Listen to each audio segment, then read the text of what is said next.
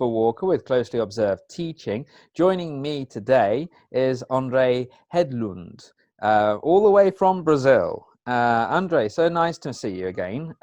We met last year at a series of conferences, didn't we? Yes, we did. And I'm very excited to be here. So thank you very much for the invitation, especially because we're going to talk about a very pertinent topic for teachers. I think everybody should be discussing this. So thank you very much. Yes. So speaking of that pertinent topic, could you Yes. do us the honors and tell us what it is we're going to be discussing today? So today we're going to be talking about bilingualism and bilingual education. And I hope I can contribute to this discussion because I've been working with that for about a year and a half now. And I have a wonderful course. So if you're interested, please do check my social media, my website. It's called Bilingualism, Language and Cognition. I'll give you all the information you need to know at the end of this video. Wonderful. Yeah. But for anyone who's impatient, and I'm sure there are Yes. those who are, can they find information through your main website? Is that edcrocks.com? Exactly. So you can find all you need to know there. You can also follow me on Instagram, edcrocks, and I'm sure I posted a link somewhere. So you have a lot of options to find my course. Okay. Oh, well, that's wonderful. Thank you very much. Yes. So, okay. So, I mean, starting with the word itself, bilingual, if we go with the kind of etymological definition Yes. here, we've got bi for two and lingua is tongue. Yeah. Exactly. Or So, language. Yes. yeah. So does that mean that somebody who is able to communicate, even at a basic level, in a second language, would you call them a bilingual speaker? Yes, so this is a little complex, I'd say, because it depends on the author. I think different people will probably give different definitions for bilingualism. I like to use François Grosjean's definition, which basically, in a couple of words, he would say that a bilingual person is a person who can use two languages in their everyday lives. It doesn't really matter how proficient they are, because each language will be used in a different context. But as teachers, of course, we are going to assess according to certain criteria established by the CEFR, for example, the Common European Framework of Reference. But I'd say that an immigrant living in the UK who has just moved from, let's say, Syria, and who has got a job selling kebabs, for example, is definitely a bilingual because he needs to talk to clients and sell the product. And even though he cannot write in English, but he can speak English well enough to communicate, he would be considered bilingual, most definitely. And the good thing is that most people in the world are bilingual. So the vast majority of people in the world are bilingual. Yeah. Yeah, I mean, this is the thing that a lot of British people might find a bit hard to accept because, Yes. you know, the average number of languages spoken in Great Britain is just over 1.0 for British nationals. It gets higher Yes. depending on how far away from Britain your passport originates. Yes. Exactly. But it's interesting what you say then. So if somebody had spoken fluency in a second language, or they could at least communicate in that second language, Yes. they could be considered bilingual. But what about if Most they definitely. weren't able to speak, but they could write well? Yes, they would be considered bilingual as well because we're not looking, we're actually looking across all the skills, all the abilities you have to develop linguistically. So we're talking about speaking, we're talking about writing, reading, and listening. And if you can use one or two or three or all four skills at some level to communicate, you are a bilingual person. Because by definition, if you are monolingual, you can only use one language, and hopefully you can use this language in the writing, in writing, or by speaking or reading. But the thing is, if you can use a second language, it doesn't matter what skill you're using, you are bilingual because you know two languages by definition, right? I know it might sound very simplistic, but it's about communicating at some level through some kind of medium using a second language. And that's what bilingualism is about. Yeah. So there might be a slight difference in perception in terms of like a layman's idea of what bilingualism is and what Yes, the applied linguistic version of bilingualism is. So, for most definitely. example, if you were to say to somebody that you were bilingual with Brazilian and Yeah, English, with Brazilian Portuguese, Portuguese, Brazilian, and yep, and English, then I could switch to English and we could continue perfectly all right. And we are doing that exactly. right now. Whereas if Yes, I were to tell somebody that I was bilingual between English and Polish, if they then yes, switched to Polish, I'd be able to follow maybe 40 or 50% of what they said. sure, I might yes. not be able to respond perfectly appropriately. And that person might then be disappointed to learn that I'm not bilingual in their Yes, understanding of yeah. it. Yes, I think most studies, if you look at the last maybe 50 years in applied linguistics and some even psychological studies of how we acquire languages, they set the bar pretty high when they're comparing the person's ability in the second language. So that's why, according to linguists, there would be I think many less people, fewer people in the world who are bilingual, to be honest. And I don't see how practical and how we could use that kind of criterion, because uh, there are people who are functional in the world, whatever they are doing, be it work or studying. They can use a language that they can communicate effectively, but they don't have to be proficient, because you know what? Maybe they don't want to get a certificate, a Cambridge certificate or something like that. Yeah. And so we have to be careful with those definitions, because I feel like because of those studies, teachers, they have this idea that bilingual people are only those who can use the language at a B2 level, B2 plus or C1 plus level, which is not true, because you have kids, for example, who are raised in households where they have basically a lot of people speaking different languages, and they would never be assessed as a B2 level student, because of course they don't even have in both languages, right? Yeah. Um, So, I mean, what you're saying here raises an interesting point with the idea of kids in a household surrounded by different languages compared to, Yes. say, somebody who learns their language, picks it up from the home environment, and then gets a second language when they start at school. If I Yes. remember the literature correctly, that would be the difference between simultaneous bilingualism and And consecutive. Is that about right? exactly. Yes, we have some categories that we can use when we talk about bilingualism. And if you've learned both languages at the same time before the age of 3, because we have a lot of different critical period hypotheses, right? Hmm. Basically, you have different authors who claim that for you to learn a language to proficiency, you have to start before the age of 3. Some would say before 5, some would say before 6, and Krashen said before 12. So it really varies. But yes, if you learn both languages simultaneously, you are a simultaneous bilingual or a compound bilingual, Yeah. which means that you're going to have near native pronunciation. That would be the advantage, maybe, of starting very early.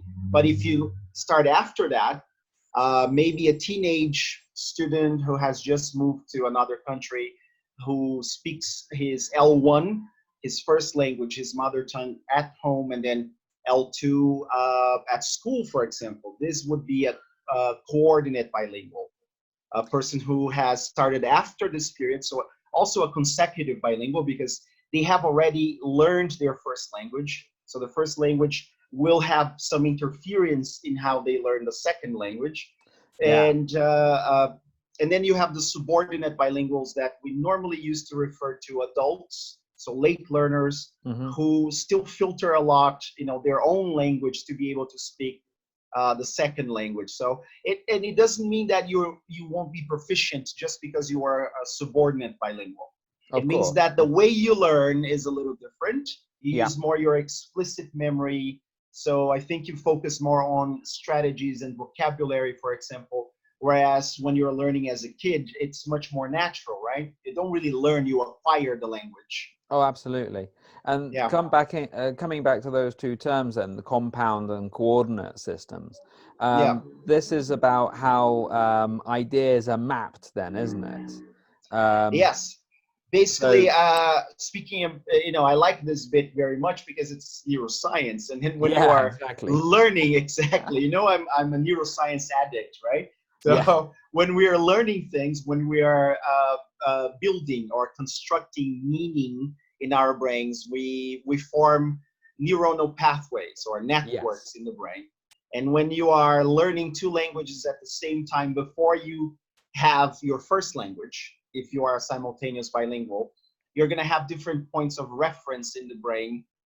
You're going to have a much broader linguistic repertoire in the brain to refer from when you're using any language when you're speaking. But when you have a subordinate bilingual, for example, somebody who started learning L2 after, I don't know, they were 25 years old, it's going to be a little different, especially at the beginning. So when you are going through the first levels, the basic level, maybe the pre-intermediate, intermediate level, you are going to have very different points of reference in the brain when you use L1 and L2. But when you get to the proficiency level, those points of reference, they will probably converge, and you're going to have a very large network in the brain that you can pull information from, and you yeah. can use that in a very natural way. So it's never too late for you to learn a language, which is the good news here. And I think we have to debunk this myth that, well, kids, they may learn better. They may learn better, but I think the kind of the set of criteria we are using to claim that they learn better is that they sound more like a native. And that Yeah. doesn't necessarily mean that they have learned the language better. So No, that's right. That's absolutely right. Yeah. yeah, I've met some extremely intelligent and very creative users of the language who started relatively late. But exactly. through It their is possible. dedication, but also learning strategies, Yes.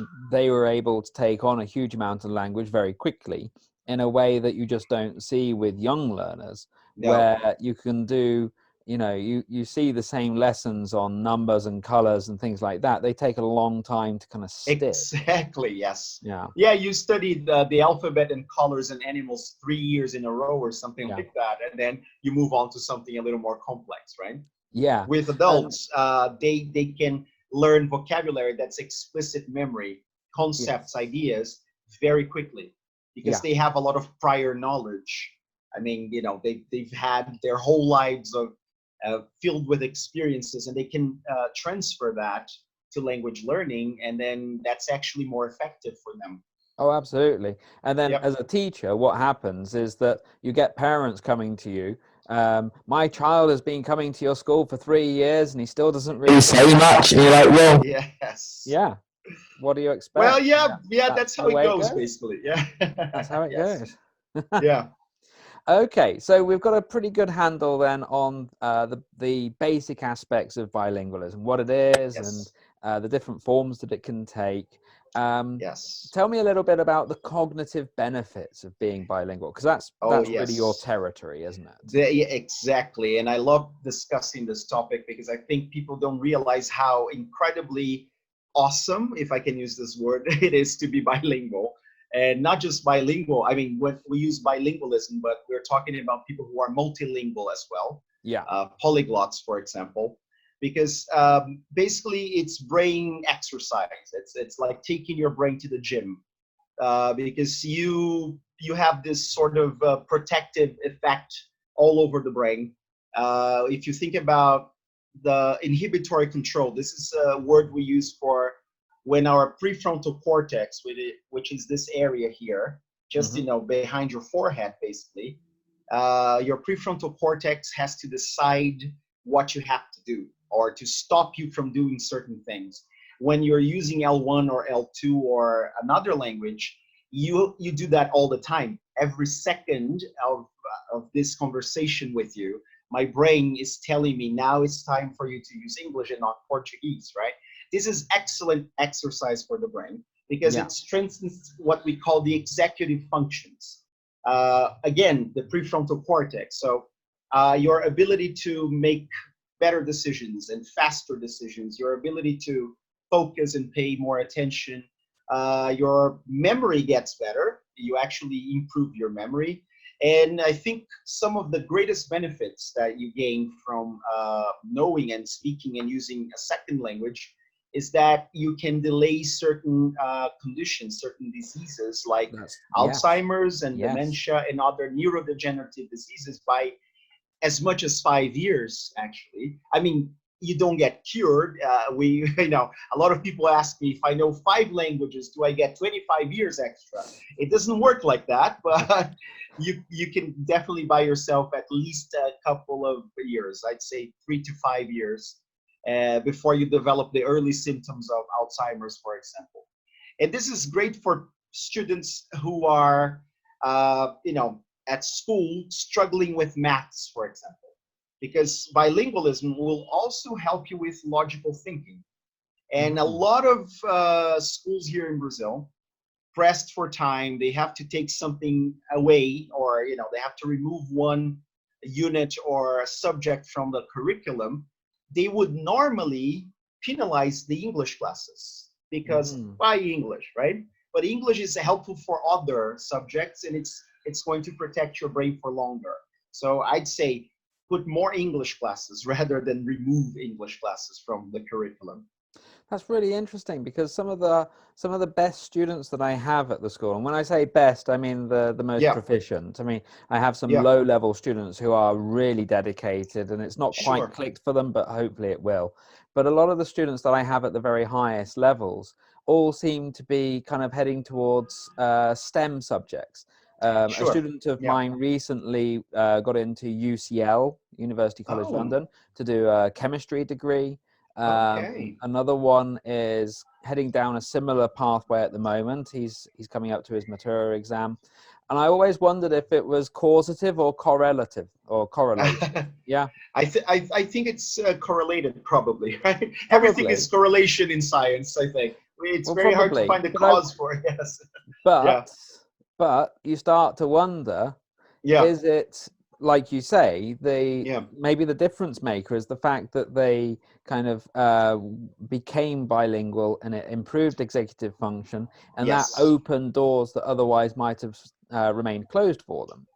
I would say so. Or it Yes. could just be that they are the sort of people so dedicated to their studies that they will excel at everything, Exactly. provided they put their mind to it.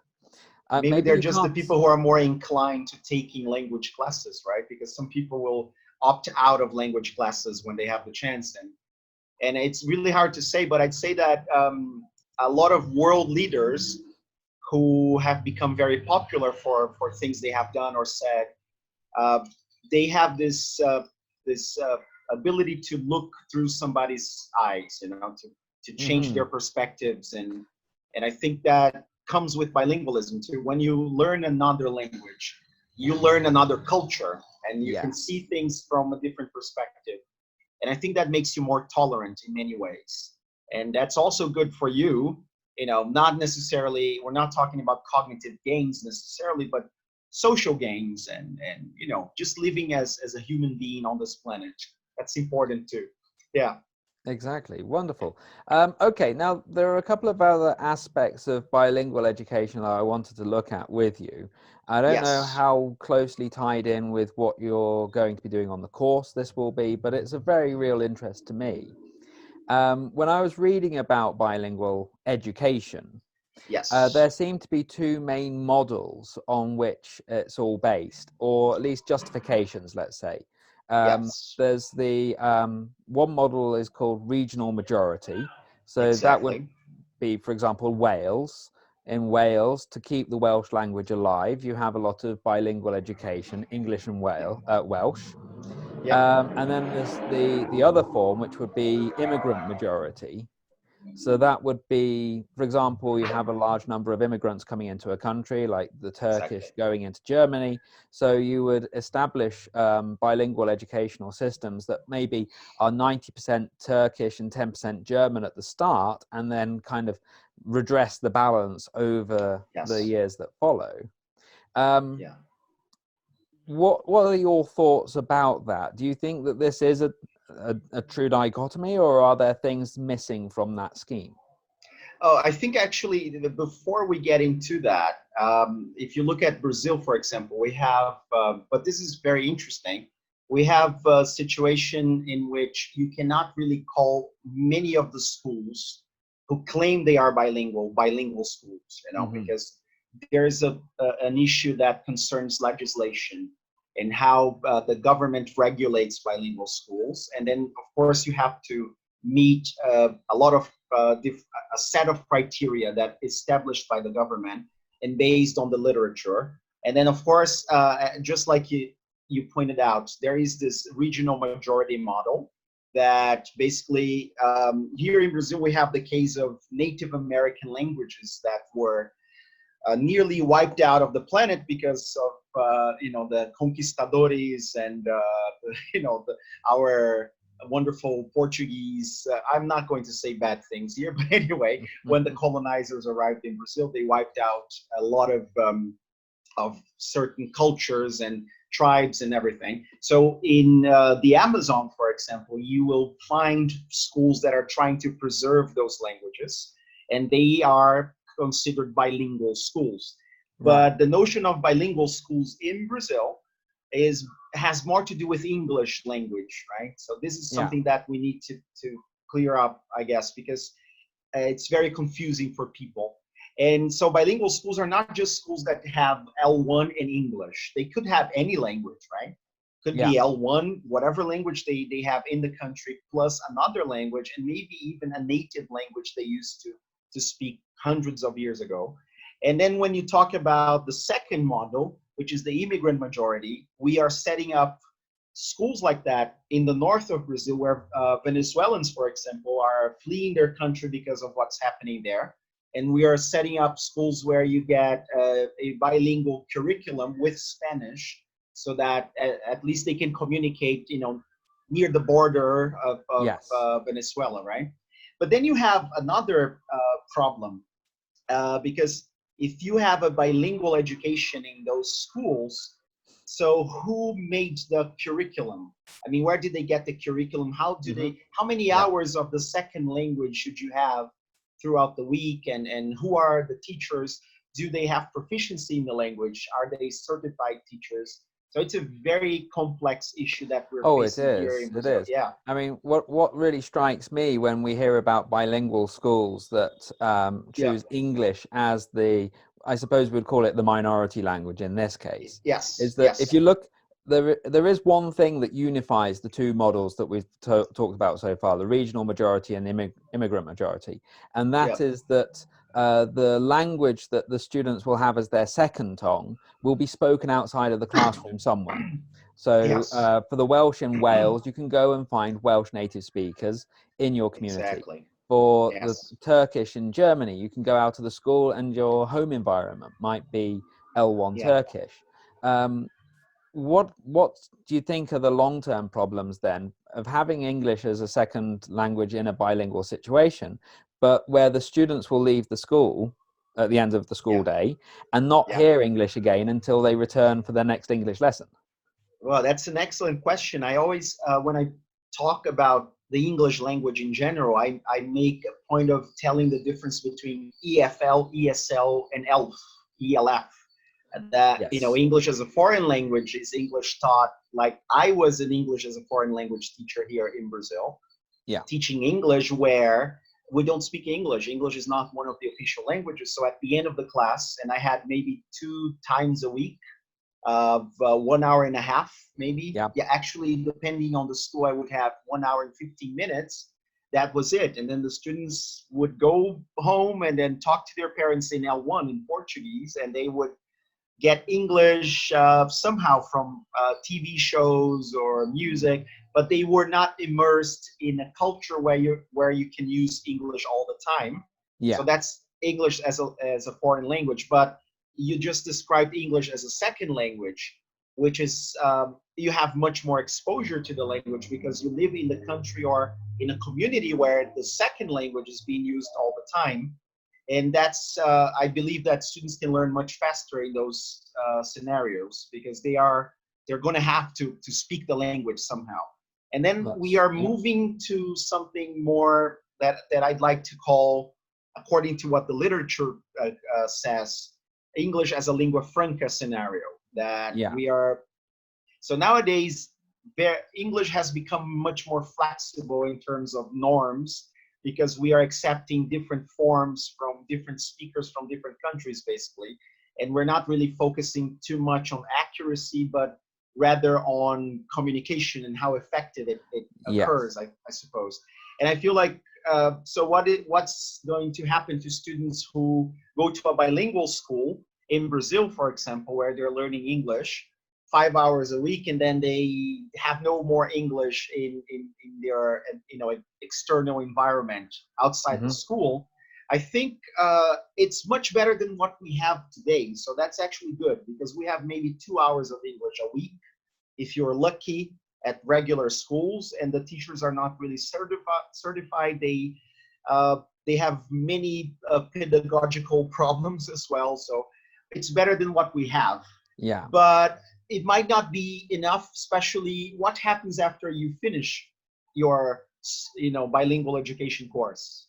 So where do you use your English? And are you just learning in case you have to use someday, and then this day never comes, and then 5 years after, 10 years after, you haven't really used the English you were supposed to? So And where it's do gone. you stand if you look at the A1 to the C2 levels of the software? Where are you then? So we have a big problem there. And Definitely. I suppose connected to that, there's another aspect, which is that, I mean, we're talking about English being used in the school, but probably not Yes. in terms of an English lesson. I mean, that would not be a bilingual education. We're talking Yes. here more to do with teaching content through the medium of English language instruction, yeah? Exactly. So Yes. what would happen if you have a particular subject, you teach the students for Yeah. 7, 8 years, there's the school leavers exam. Oh, I'm afraid that one's actually only available in Portuguese and not in English. Yes. The students could be disadvantaged that way, couldn't they? Oh, most definitely. So this is, and there are many other things attached to this problem. You mentioned English as a means of instruction. So, and we also have the concept of CLIL, content and language integrated learning. So Yeah. it's actually teaching history through English, for example, or geography or science or chemistry or whatever. And I'm not sure what's going to happen in the next couple of years, because what if schools adopt a curriculum in which you have 60% of your classes in English in a given subject, and then you have to work in the country where you learn that subject in English, for example, but you're going to have to work in L1 in Portuguese. And will that have some sort of impact on the things that you learned at school? Can you transfer? Because you learn the concepts in a different language, for example. Now you have to work in your own country. So yeah, this is very, I think there's a huge debate going on everywhere in the world. Here in Brazil, I've been trying to follow this debate. There are too many questions we cannot really answer. We don't know what's going to happen. We're trying to, to come up with solutions, because there will be a huge problem in the future if we don't start addressing those things, Yeah. And yeah. Well, it makes for a fascinating area of discussion. Most definitely, yeah. And we're coming to the end of our chat here. So I want to thank you so much for spending the time talking to me about bilingualism. I think it's clear that this is a topic close to both of our hearts. Most I definitely, have yes. children that I'm raising bilingual. My Yes. daughters are proficient for their age, in both Yes. Polish and English. That's wonderful. So I'm very happy that they're going to get all the cognitive benefits that I'm Oh, yes. lacking when it comes. Cognitive benefit and this don't always come up in the same sentence in a positive way. Sure. Yes. Before we go though, I'm really curious. Can you tell me a bit more about this course of yours? Yes, I can. I'm very, pleased to tell you that. So we started a project a couple of months ago. This friend of mine, Rodolfo Machello. So he studied at the University of Edinburgh a couple of years ago. And we decided to start a show on Instagram called Chá Pedagógico. So it translates to pedagogical tea, because we Yes. have something here in Brazil called philosophical coffee, and then we wanted to do something similar, but we both studied it in the UK, so why not tea? And then, and Yeah. then we started discussing a lot of different subjects related to neuroscience and applied linguistics. That's what he studied there. And then we had this crazy idea: why don't we offer a bilingualism course? Something about, but we're going to focus on how people become bilingual, what happens in your brain, and we're going to talk about some theories of language acquisition. We're going to talk about the different types of grammar. We're going to talk about Chomsky. We're going to talk about Dan Everett. We're going to talk about how language shapes what we think, Hmm. or is it our thoughts that shape language? We're going to discuss this duality.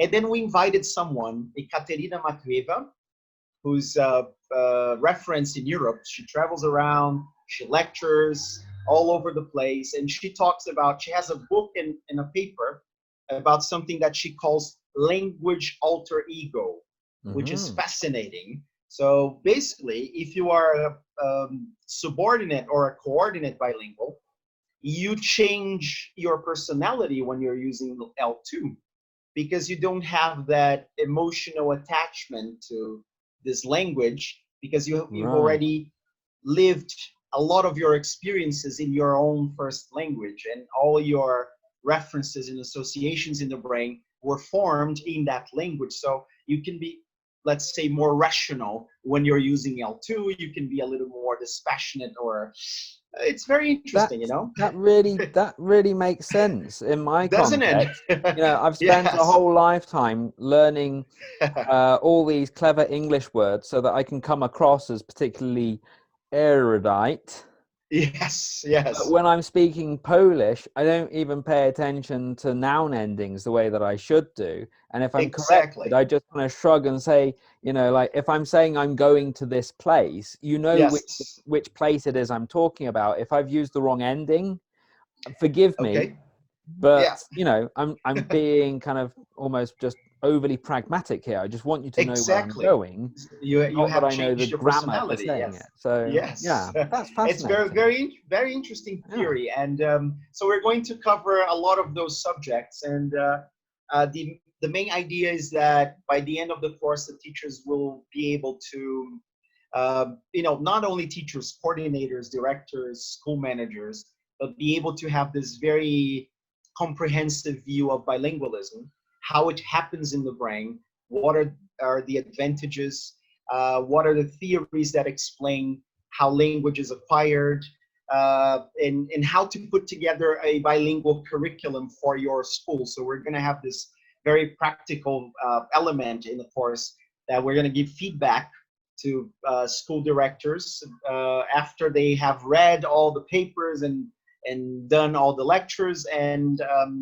put together a plan, a curriculum plan, so that we can analyze and give them feedback, and tell them if it would work and what they can change and things like that. So we want people to have this very, again, comprehensive idea of how a bilingual education curriculum should work, like Well, from the start, from wow.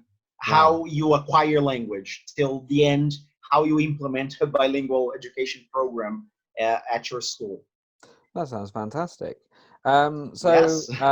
For more details of that, the website would be. So edcrocks.com. You can also, go to my Instagram profile, edcrocks.com as well. Actually, not .com, just edcrocks. And I'm on LinkedIn. I'm on Facebook. Just look for André Hedlund, and you'll find me. And all, Fantastic.